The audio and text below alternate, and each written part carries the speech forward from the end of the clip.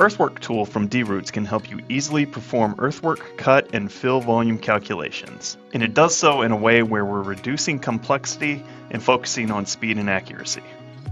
So normally we come into Volumes dashboard, and the first thing we do is change this to volume 10 volume. And then we're going to compare our existing ground versus our proposed ground.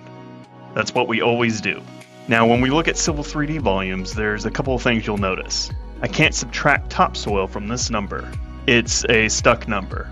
The only way that I'm able to do it is come into my surfaces. I gotta go to my existing ground. I go to definitions and I go to edits. And I'll have to go to raise lower and lower it by 0.5.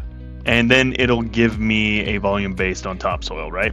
However, with the Earthwork tool, we can simplify that. So immediately there are some things that I can do that I couldn't before. So you'll see that that was my number right there. That's 10 volume. Now I could say I want it based on 0.5 feet of stripping topsoil. So it's going to strip 0.5 from that. And I'm going to pick this volume again, and I'm going to say I want to add a region volume. And this is going to be my existing versus proposed. And this is going to be for regions. And the reason I'm making this is because you'll see this is a full surface comparison. This is the parent, add surface region, and I can come in and pick areas that I want. So if I wanted this area, this is heavy duty pavement, and now my subgrade depth is going to be 2 feet below what it was. Hit apply. So now it's going to calculate that heavy duty pavement below subgrade. See, this is going to be a new number minus the topsoil. And it's going to give me what my volume is of my heavy duty pavement. I could do it for sidewalks, right? So basically what happens is it's crushed aggregate for the base. Then we have a sub base, and then we have pavement, which is the binder. And then we have wearing course. So I actually don't need all that information because that's after the fact, and I just want to know what my volume of dirt is that we're removing. So you'll see here, this is my cubic yards of my parent region. And you'll see that now, minus 2 feet, you'll see that this is my heavy duty pavement. So this first line is just the original, full surface. That's what we're working with. Next line is now accounting for the heavy duty pavement. We're accounting for removing the 2 feet of dirt. So if you look here, when we look at a volume, I want to know my number is from here to here, up to here, over. I want to take out the curbing. I want to come over here. So this is the number I need for my dirt, right? This stuff here is added in. So when I look at this surface, if I go over the top of this, I'm at the top. So I'd have to strip that all out, or say linear by width, and take that out manually. So using Earthwork tool, I can strip that information out. A lot of people don't do this via corridor.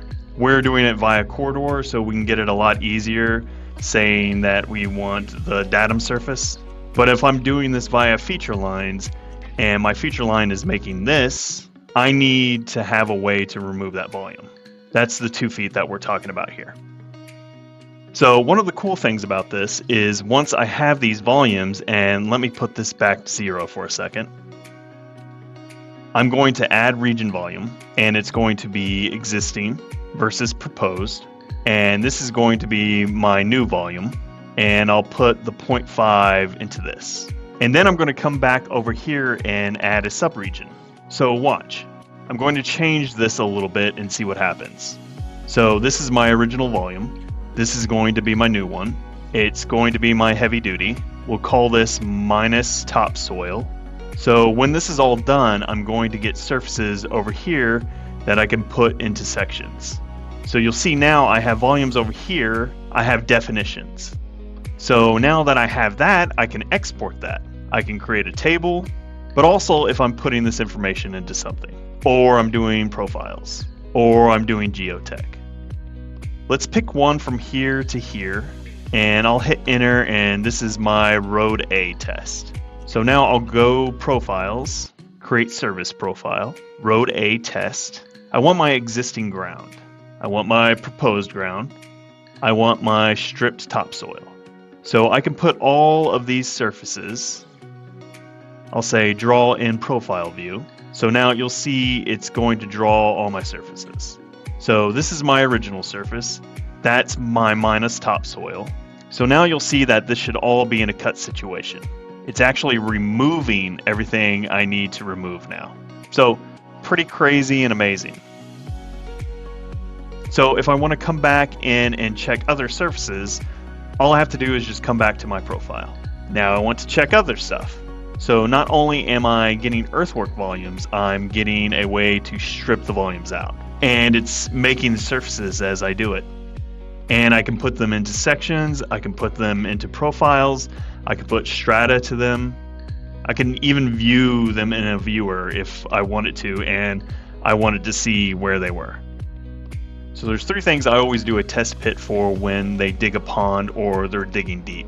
And the reason for that is because if I put a test pit in my pond because I'm digging over 8 feet, I'm either going to hit rock or void. And I can't use rock for backfill. So that means I'll have to make up the difference in that rock and topsoil. So that's why I use Earthwork Tool, because I can say, oh, that area, that polyline area is rock. So now I need 30,000 yards of cubic dirt that's been void or wasted.